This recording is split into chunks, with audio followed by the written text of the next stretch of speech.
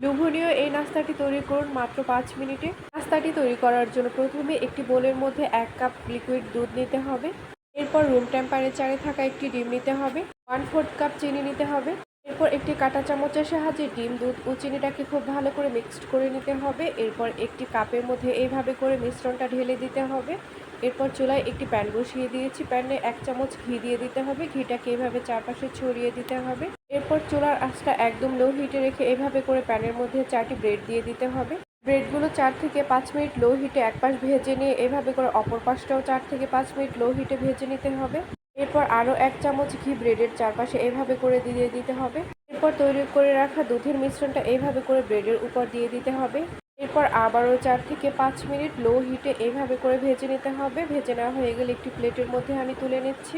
এখন এই লোভনীয় নাস্তাটা আমি আপনাদেরকে একটু কেটে দেখাচ্ছি। দেখে বুঝতে পারছেন ঠিক কতটা লোভনীয় হয়েছে। একদম নরম